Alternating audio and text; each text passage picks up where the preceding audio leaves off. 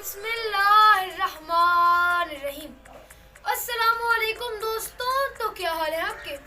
उम्मीद है सब खैरियत से होंगे। 28 अप्रैल 1987 आई थिंक ऐसी डेट जहाँ पे एक रूटीन सेफ्टी टेस्ट चल रहा था एक ऐसे न्यूक्लियर बॉम्ब के ऑपरेटर रिएक्टर पर जो बिल्कुल ही रूटीन सेफ्टी टेस्ट था और इसको कंक्लूड होना था 25 अप्रैल को। टेस्ट डिले हो गया और ये 26 अप्रैल तक चला गया। 26 अप्रैल को ये टेस्ट होना था, लेकिन बिजली कुछ ज्यादा ही प्रोड्यूस होने की वजह से कंट्रोल रॉड्स को अंदर डालना पड़ा। कंट्रोल रॉड्स को 1:03 पर रिएक्टर के अंदर डाल दिया गया, लेकिन क्या इतना बड़ा धमाका हुआ कि तमाम का तमाम रिएक्टर जलकर राख हो गया। मैं मोहम्मद याहिया आपको यही बताने जा रहा हूँ कि चेरनोबिल प्लांट डिजास्टर की हकीकतें क्या थी, चेरनोबिल प्लांट डिजास्टर हुआ क्यों था और चेरनोबिल प्लांट डिजास्टर के अंदर क्या क्या चीजें उन लोगों को फेस करनी पड़ी। सोवियत ने डिजास्टर के बाद क्या किया और क्या ये ज्यादा अपग्रेडेड यानी इसे क्या ज्यादातर सेफ्टी एप्लीकेशन दी गई थी या नहीं दी गई थी। मैं आज इस वीडियो में आपको यही सब कुछ बताने वाला हूँ, तो एंड तक मेरे साथ बने रहिएगा। जल्दी से इस पर एलैबोरेट कर मैं बिना किसी और चीज आपको समझाते हुए सबसे पहले आप ये फोटो देखिए। इस फोटो में यही है कि चेरनोबिल प्लांट के अंदर 4 रिएक्टर्स हैं। पहले और दूसरे का जो टेस्ट था आई थिंक 1977 जहाँ पे आप देख जा सकता है, और दूसरा और तीसरा और चौथा 1, 2 और 3 के सेफ्टी टेस्ट और रूटीन टेस्ट हो चुके थे बहरहाल। लेकिन 4th रिएक्टर का, जी हाँ दोस्तों, 4th रिएक्टर था और वो बड़ा था और उसके अंदर अभी तक रूटीन सेफ्टी टेस्ट नहीं हुआ था। बस ये रूटीन सेफ्टी टेस्ट इस चीज के लिए किया जाता था कि अगर किसी भी तरह सप्लाई बंद हो जाए, बिजली इलेक्ट्रिसिटी खत्म हो जाए, तो क्या ये चल सकेगा कि नहीं। मैं आपको एक्सप्लेन कर देता हूँ कि न्यूक्लियर रिएक्टर काम कैसे करता है। असल में न्यूक्लियर रिएक्टर के अंदर 3 चीजें होती हैं, मॉडरेटर, फ्यूल रॉड्स और कंट्रोल रॉड्स, और ग्रेफाइट एज अ मॉडरेटर होता है, और फ्यूल रॉड्स और कंट्रोल रॉड्स इसी तरह ही होती हैं। अब तमाम के तमाम न्यूक्लियर रिएक्टर को चलाने के लिए आपको सबसे पहले वाटर की स्टीम बनानी होगी। जैसे जैसे पहिया घूमेगा यानी टरबाइन घूमेगी तो वो स्टीम बनेगी। स्टीम की वजह से रिएक्टर चलता रहेगा, रिएक्टर के अंदर रिएक्शन होता रहेगा। अब जो फ्यूल रॉड्स थी वो पूरी की पूरी बनी हुई थी, ऐसे बनी हुई थी ताकि वो न्यूट्रॉन्स को इस तरह कर सके ताकि हर जगह जाके न्यूट्रॉन्स लग सके। बहरहाल ये जो रिएक्शन को स्पीड अप करवाती थी। कंट्रोल रॉड ऐसी रॉड्स थी जिसके अंदर आप जैसे ही सारी रॉड्स को अंदर करेंगे तो रिएक्शन खत्म हो जाएगी, यानी रिएक्शन स्लो डाउन हो जाएगा। और ग्रेफाइट इसलिए यूज किया जाता था क्योंकि वो एज अ मॉडरेटर, जी हाँ दोस्तों, एज अ मॉडरेटर काम करता था और उसका भी यही काम था कि जल्दी से इसको स्पीड अप करवाया जाए। आपको मैं अगर सादा सी एग्जांपल दूं कि जैसा गाड़ी रोड पर चल रही है, उसको अब हमने एक्सेलरेटर दबाया तो और तेज चलेगी, ब्रेक दबाया तो कम हो जाएगी। अब यहाँ पे न्यूक्लियर रिएक्टर के अंदर एक्सेलरेटर दबाना होता है हमारा फ्यूल रॉड्स, ब्रेक दबाना होता है कंट्रोल रॉड्स, और वो जो तेजी से चलने है गाड़ी का वो मॉडरेटर का काम करता है। अब यहाँ तक तो आपको समझ आ गई होगी।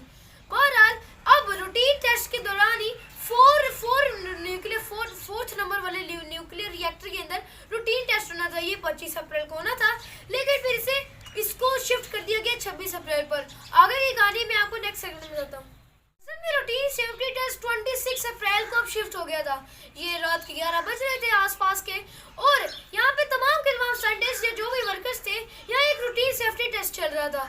ये लोग देखना चाहते थे कि अगर पावर सप्लाई कट हो जाए तो क्या ये हमारा न्यूक्लियर रिएक्टर काम करेगा कि नहीं करेगा।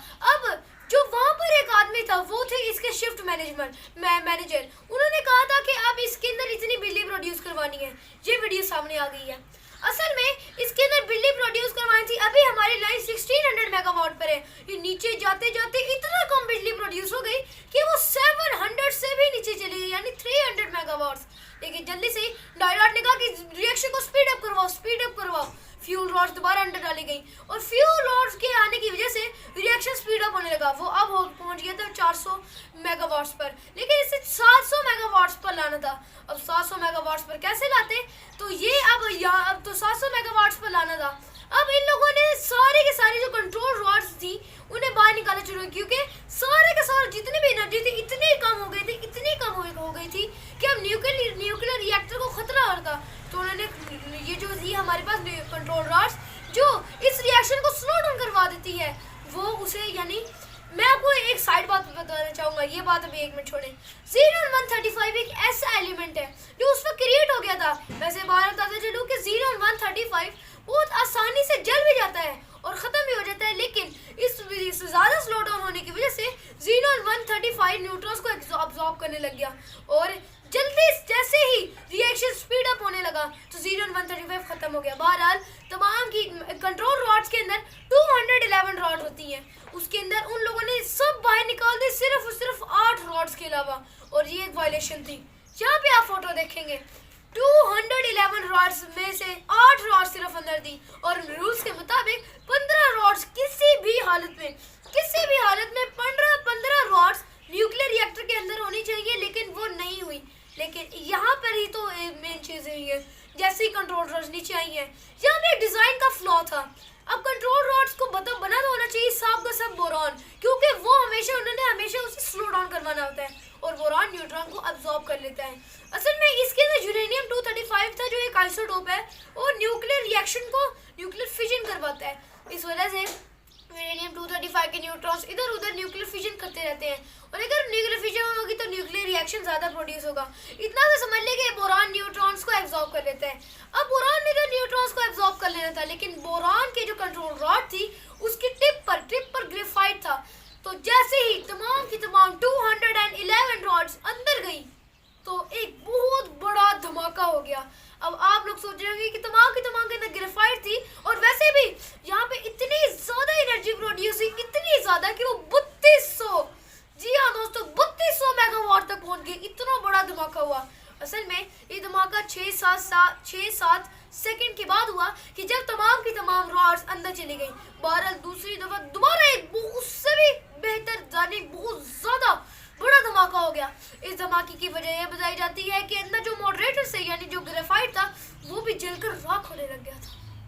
डिजास्टर तो हो चुका था, लेकिन सोवियत चाहते थे कि हम कहीं भी इस दुनिया में कभी भी किसी को ना बताएं कि यहाँ पे हुआ क्या है। लेकिन जो इतनी ज़्यादा रेडिएशन थी, क्योंकि यहाँ पर रेडियो एक्टिव डीकेज होते हैं और radioactive fission, radioactive हर चीज़ उस प्लांट के अंदर थी, हर चीज़ उस चेरनोबिल प्लांट न्यूक्लियर रिएक्टर के अंदर थी। तो जैसे ही वो फट गया तो तमाम की तमाम रेडिएशन लेवल्स हाई हो गए। ये रेडिएशन लेवल्स इतने आप गए कि स्वीडिश जो कंट्रोल सेंटर है उसे पता लगा कि रेडिएशन सेंटर बहुत ज़्यादा, जी हाँ दोस्तों, रेडिएशन लेवल बहुत ज़्यादा ऊपर चला गया है। फिर लोगों ने तहकीक की, उन्हें लगा कि उन्हें अब पता चल गया कि हाँ ये चेरनोबिल प्लांट की वजह से ही की तरफ से ही आ रही है, और यूक्रेन का ये एक ऐसा हिस्सा है जो यहाँ से आता है। बहरहाल ये इतने दूर दूर तक रेडिएशन गई।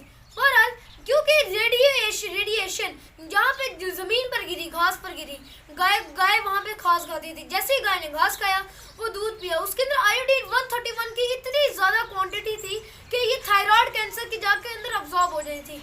अब 18 ईयर से कम वाले जो बच्चे थे उनके अंदर थायराइड कैंसर हो गए, वो 28,000 के मुताबिक थे। अब जो चेरनोबिल प्लांट डिजास्टर के बिल्कुल साथ रहने वाले थे उनको भी पता था कि असल में वहाँ हुआ क्या है। सरकार ने यानी हुकूमत ने उन्हें 2 दिन बाद, जी हाँ दोस्तों 2 दिन बाद पूरी दुनिया को बताया और उसके साथ वालों को बताया कि हाँ भाई यहाँ पे एक डिजास्टर हुआ है।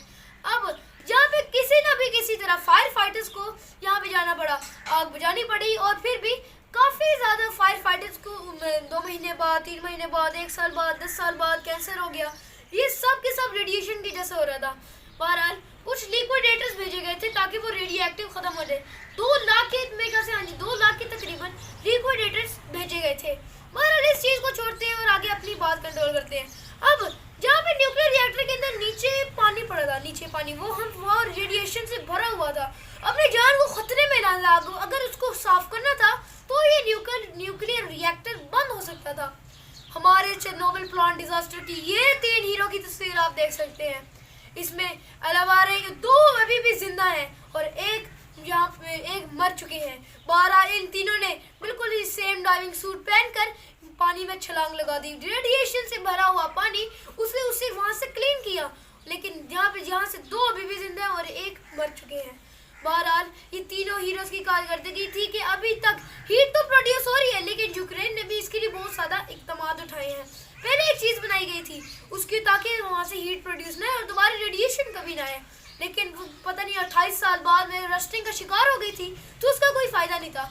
लेकिन उसके बाद $3 बिलियन, जी हाँ दोस्तों, $3 बिलियन का एक और प्रोजेक्ट शुरू किया गया और अब वो 100 साल तक बंद रख सकता है उस न्यूक्लियर रिएक्टर को। बहरहाल चेरनोबिल प्लांट डिजास्टर एक ऐसा डिजास्टर था जो मुझे लगता है कि दुनिया का सबसे बड़ा न्यूक्लियर डिजास्टर था। हिरोशिमा और नागासाकी के शहरों में लोग अभी भी रह सकते हैं। बहरहाल वहाँ पे न्यूक्लियर बॉम्ब्स गिराए गए थे, लेकिन चेरनोबिल प्लांट डिजास्टर के अंदर एक एक्सक्लूसिव जोन बनाई गई है। उसमें कहा कि यहाँ पे साइंटिस्ट और गवर्नमेंट ऑफिशियल्स के अलावा कोई भी नहीं आ सकता। इसलिए इसे कहा जाता है कि चेरनोबिल प्लांट डिजास्टर हिरोशिमा और नागासाकी वाले न्यूक्लियर बॉम्ब से भी मुश्किल और इतने खतरनाक थे। बहरहाल इस चीज़ को मैं बताना और आगे एक्सप्लेन करना चाहूँगा।